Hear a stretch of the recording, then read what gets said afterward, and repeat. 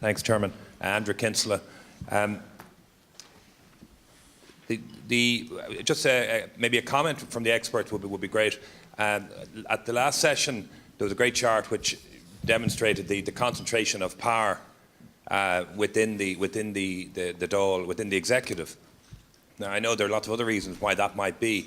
My question really is, does the process by which representatives get to the Dáil, does that have a bearing on the concentration of power within the executive once they get there, or is that purely down to the whip system and other things, or does the electoral system have a bearing on that concentration as well? Okay, thank you.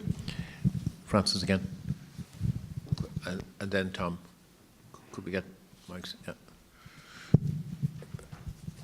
Thank you very much. I feel listening to it, the plot thickens, you know, it gets more and more complicated. But just in terms of first past the post, I mean, I think you said, the expert said last week that first past the post, like in the UK, generally can be seen as less representative and favouring the larger parties. So if you go for a system that's first past the post, you have that problem, shall we say, rather than our current system, which is seen as more representative. And then if you combine it with a list system, it seems to me that the key issues about the list system are the points that you made about, you know, how they are put together.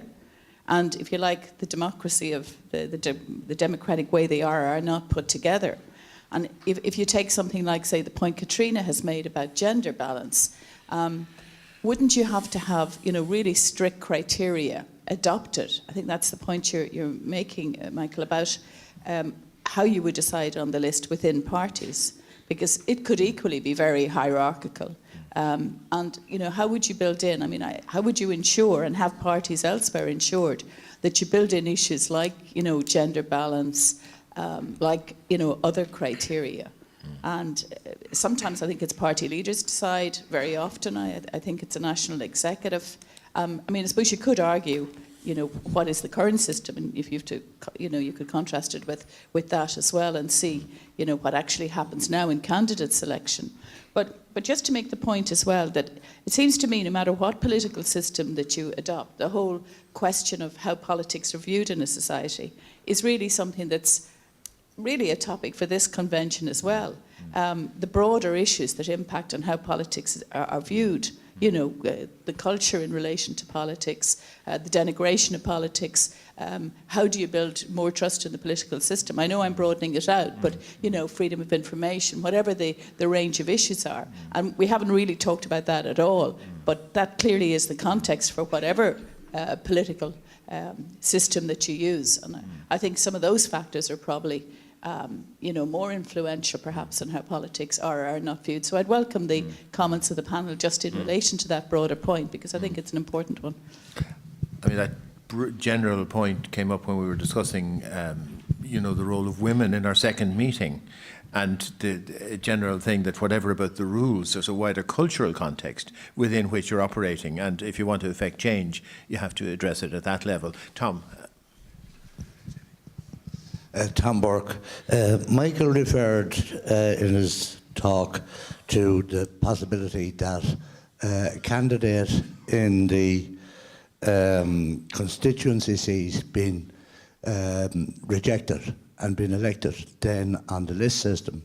Surely legislation could provide that if a candidate had been rejected in a particular election on the constituency side, that he or she could not be elected from the list system, and would there be difficulties with that?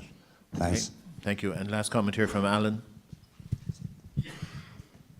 I know, but Alan Green, thanks, Chair. I just have two questions. One relating to the surplus seats. So the Constitution currently provides for a maximum, well, in broad terms anyway, that TD can be represented by no fewer than 20,000 of the population.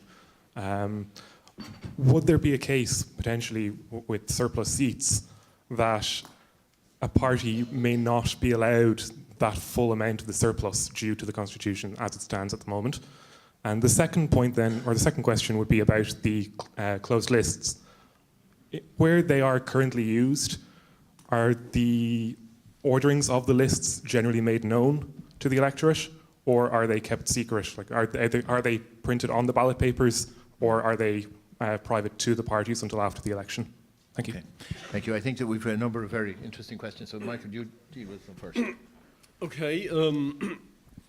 I'll begin at the end. Well, those are fresh in my mind. Are the lists made public? Certainly they are. Yes, all the parties would have to make it known before the election who's on their list. They couldn't just, after the election, say, we've got 20 seats and guess what, here's the 20 new TDs that we never told you about before. Yes, they have to make the lists public. Now, how they're made public, they could be hanging up in the polling station like the substitutes for the EP elections are, or put on the web somewhere, but they're certainly known. The surplus seats, the number of surplus seats would not be anything like as large as to breach the Constitution as things stand. And there are other ways of dealing with surplus seats, but that would be the main way in which it's done in Scotland, for example, is to give the party that won the surplus seats, allow them to keep those seats, and every other party loses some of what would have been its proportionate share. Going back to the other questions, does the electoral system determine the nature of relations between governments and parliaments? I mean, that's a question that many academics have tried to study, and we'd only know in this country if there were a different electoral system, then we would see whether things changed. My guess is that things would not change a great deal. One theory is that if a parliament is elected entirely by, say, a closed list system, then all the MPs would know they're answerable only to the party and they behave very loyally. But in fact, if we look around Europe, MPs, TDs behave pretty loyally to the party line anyway, whatever the electoral system. So on the whole, I would say probably the electoral system is at best a very minor factor in determining relations between government and parliament. How would the lists be put together and gender balance? Well, certainly when it came to lists, there could be a requirement for gender balance or any other kind of balance on the list. Who gets elected from the list would be a bit complicated in that it might be that, for example, the top name on a list was already elected from a constituency, so their list seat would be passed on to the next candidate, and anyone else on a list who was elected from a constituency wouldn't be taking up the list seat, it would pass on to the one below them, but there could be some requirement that all parties' list representatives must be an exact gender balance, or must be at least 40% male, 40% female, or whatever.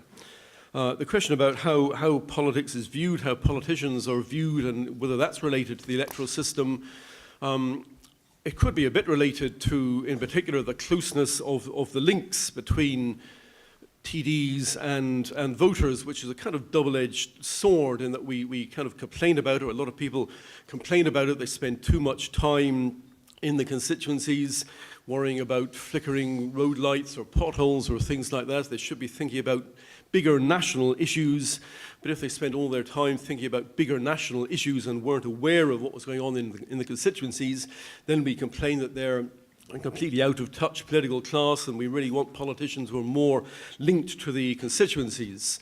And in many ways, it's said about America that Americans hate Congress but love their congressman, and it could be a little bit similar in this country, that politicians as a species, so to speak, have a rather bad image, and yet people might think the local man, the local woman is actually active and they're doing good things and they're interested in what's happening here.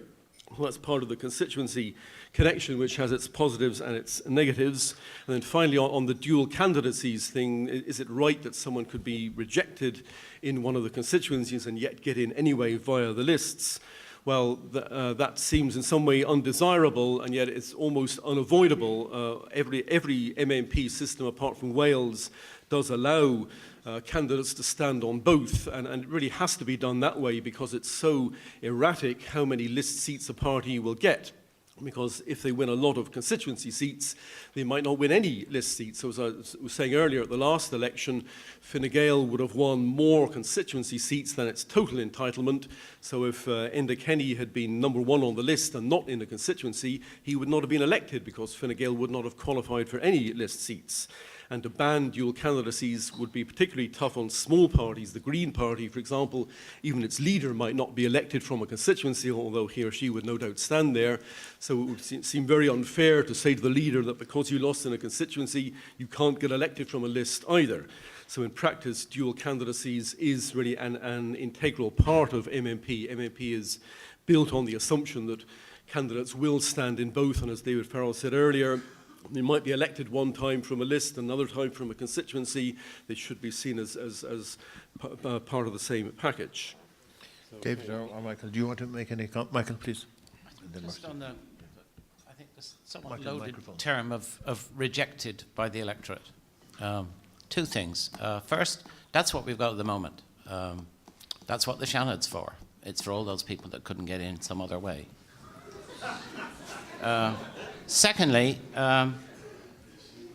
in what sense are people rejected? They're rejected because they weren't the most preferred candidate.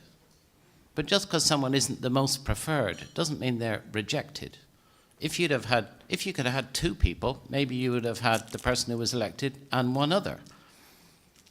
If someone came bottom of the poll and didn't win any votes at all, then you might say they were rejected. But I don't see how you can say they were rejected because they came second or third or even fourth. Okay, we've come to the end of our time for this session. I'm sorry about that.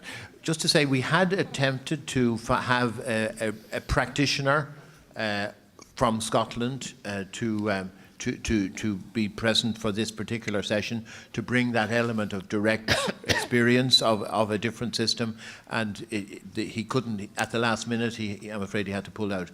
So I think we've got if you like, a good starting outline of the possibilities here. So we're going to break for coffee, and then we're going to resume with, I think, a very interesting debate about the current system, for and against. Thank you very much. 15 minutes for coffee.